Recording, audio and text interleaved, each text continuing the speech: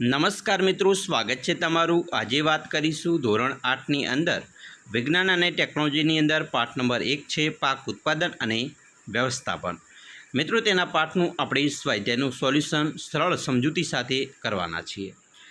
ચાલો વિદ્યાર્થી મિત્રો, વિડીયોની શરૂઆત કરીએ। તેના પહેલાં ખાસ ચેનલમાં નવા છો તો ચેનલને પણ અવશ્ય સબસ્ક્રાઈબ કરી લેજો, જેથી કરી અમે ધોરણ 8ના તમામ વિડીયો તમારા સુધી મોકલી શકીએ। ધોરણ 8ની અંદર વિજ્ઞાનની અંદર પાઠ 1 છે પાક ઉત્પાદન અને વ્યવસ્થાપન। તેમાં સ્વાધ્યાયની અંદર પ્રશ્ન 1 છે। યોગ્ય શબ્દ પસંદ કરી ખલગ્યા પૂર્ણ કરવાની છે। મિત્રો, અહીંયા તમને વિકલ્પ સ્વરૂપે ખલગ્યા આપેલી છે। પહેલું છે, એક સ્થાન પર એક જ પ્રકારના મોટી માત્રામાં ઉછેરવામાં આવતા છોડની ખલગ્યા કહે છે તો એને મિત્રો પાક કહેવાય છે। બી, પાક ઉગાડતા રોપતા પહેલાં પ્રથમ પગલું જમીનની ખલગ્યા હોય છે તો તેની તૈયારી હોય છે। સી,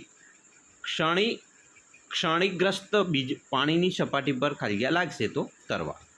ડી, પાક ઉગાડવા માટે પર્યાપ્ત સૂર્યનો પ્રકાશ તેમજ જમીનમાંથી ખલગ્યા તથા ખલગ્યા આવશ્યક છે તો પાણી તથા પોષક દ્રવ્યો આવશ્યક છે। એના પછી મિત્રો 2 નંબર છે, કોલમ એમાં આપેલા શબ્દોને કોલમ બીમાં આપેલ શબ્દો સાથે જોડો। સૌપ્રથમ જોઈશું મિત્રો વિભાગ એ, કોલમ એ, જેમાં ખરીફ પાક તો એમાં આવશે મિત્રો ઈ ડાંગર અને મકાઈ। બીજું છે રવિ પાક, તો રવિ પાકની અંદર ઘઉં, ચણા અને વટાણાનો સમાવેશ થાય। રાસાયણિક ખાતર તો તેમાં આવશે યુરિયા અને સુપર ફોસ્ફેટ। છાણિયું ખાતર તો તેમાં આવશે મિત્રો પ્રાણી મળ, ગાયનું છાણ, મૂત્ર અને વનસ્પતિનો નકામો કચરો। એના પછી મિત્રો ત્રીજો પ્રશ્ન છે, નીચેના દરેકના 2 ઉદાહરણ આપો। ખરીફ પાક, તો ખરીફ પાકમાં આવશે ડાંગર અને મકાઈ। રવિ પાકમાં ઘઉં અને ચણાનો સમાવેશ થાય। ચોથું છે, નીચેના દરેક પર તમારા શબ્દોમાં એક ફકરો લખો। જેમ કે ભૂમિની તૈયારી કરવી તો શું કરવું? મિત્રો, પાક રોપતા પહેલાં ભૂમિને તૈયાર કરવી તે પ્રાથમિકતા છે। માટીને ઉલટાવી અને પોચી બનાવવી તે ખેતીનું મહત્વપૂર્ણ કાર્ય છે। આમ કરવાથી પોષક તત્વો યુક્ત જમીન ઉપર આવે છે। માટીને ઉપર નીચે અને પોચી કરવાની ક્રિયા હળ અને બળદ અથવા ટ્રેક્ટર દ્વારા જમીનની સમતળ અને પાક રોપવા લાયક બનાવવામાં આવે છે। કેટલીકવાર જમીનને ખેડતા પહેલાં કુદરતી ખાતર પણ ઉમેરવામાં આવે છે, જેનાથી ભૂમિમાં કુદરતી ખાતરનું સંમિશ્રણ વ્યવસ્થિત થઈ શકે। બી છે રોપણી એટલે કે વાવણી। એની વાત કરીએ તો જમીન તૈયાર થયા બાદ રોપણીનો તબક્કો આવે છે। સારી ગુણવત્તાવાળા બીજ સ્વચ્છ અને તંદુરસ્ત હોવાથી પસંદ કરવામાં આવે છે। રોપણી ગળણી જેવા ઓજાર દ્વારા અથવા વાવણિયાના ઉપયોગથી થાય છે। વાવણિયા દ્વારા સમાંતર તેમજ ઊંડાઈ બની રહે છે, વળી બીજ ઢંકાયેલું રહેવાથી નુકસાન અટકે છે। વાવણિયા દ્વારા રોપણીથી સમય અને મહેનત બંનેનો બચાવ થાય છે। એના પછી સી છે નિંદામણ, તો ખેતરમાં કુદરતી તે પાકની સાથે ઉગતા બિનજરૂરી છોડને મિત્રો નિંદણ કહે છે। નિંદણને દૂર કરવાની ક્રિયા છે અને નિંદામણ કહે છે। નિંદામણ આવશ્યક છે કે કેમ તે નિંદણ પાણી, પોષક દ્રવ્યો, જગ્યા તેમજ પ્રકાશનો વપરાશ કરી મુખ્ય પાકની વૃદ્ધિ પર અસર કરે છે।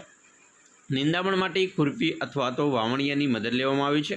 નિંદણને કેટલાક રસાયણોની મદદથી પણ દૂર કરવામાં આવે છે, જેમ કે 2,4-D, જેને નિંદણનાશક કહે છે।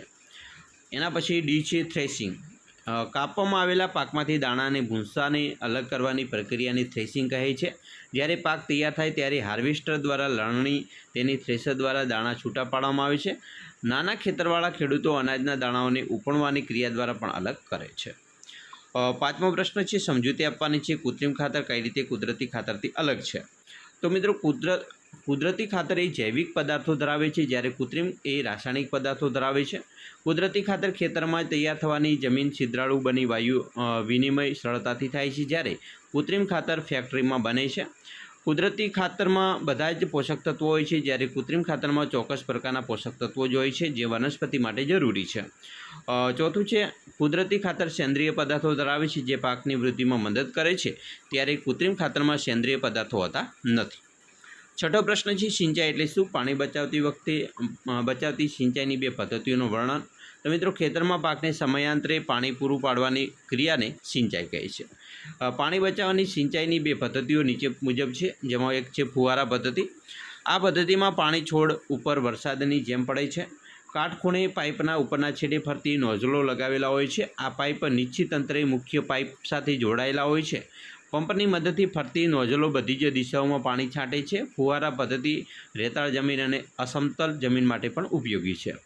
તેવી રીતે ટપક પદ્ધતિ, આ પદ્ધતિ વડે પાણી ટીપે ટીપે છોડના મૂળમાં પડે છે, આથી તેને ટપક પદ્ધતિ કહે છે।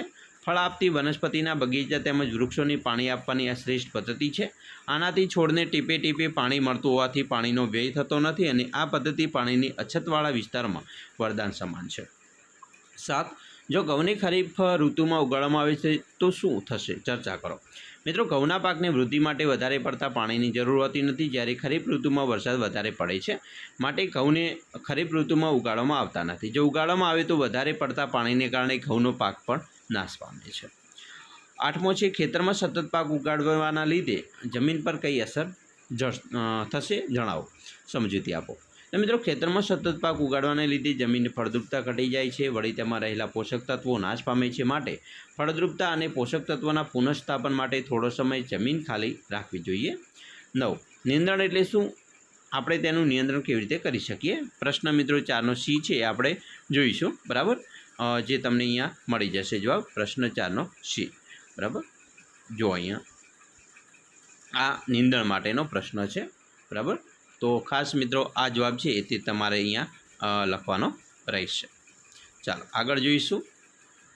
નીચે આપેલા બોક્સને યોગ્ય ક્રમમાં ગોઠવો જેથી શેરડીના ઉત્પાદન માટેનું રેખાચિત્ર તૈયાર થઈ શકે. તો અહીંયા મિત્રો તમે જોઈ શકો છો, બોક્સને આપણે આ રીતે ગોઠવીએ. જમીન તૈયાર કરવી, પછી ખેતરને ખેડવું, રોપણી, ખાતર આપવું, સિંચાઈ, લણણી, પાકને કાળના કારખાનામાં મોકલવો. પછી નીચે આપેલા સંકેતોની મદદથી આપેલા શબ્દો કોયડો દ્વારા અંગ્રેજીના નામ વડે પૂર્ણ કરવાનો છે. અહીંયા મિત્રો ઊભી ચાવી અને આડી ચાવી આપેલ છે, તો આ રીતે તમે પૂર્ણ કરી શકો છો. બરાબર, એનો જવાબ અહીંયા તમે જોઈ શકો છો. હાર્વેસ્ટર છે, બરાબર, સ્ટોરેજ છે. તો આ રીતે તમારે ગ્રામ છે, તો અલગ અલગ ક્રોપ છે, તો અલગ અલગ સ્પેલિંગ દ્વારા આપણે પૂર્ણ કરેલ છે એનો જવાબ. તો આ રીતે તમારે પણ પૂર્ણ કરવાનો રહેશે. અમે આશા રાખીએ છીએ તમને આપણો વિડીયો પણ ખૂબ જ ઉપયોગી નીવડશે. અને ખાસ વિડીયો ગમે હોય તો લાઇક, શેર અને સબસ્ક્રાઈબ કરવાનું પણ ન ભૂલતા.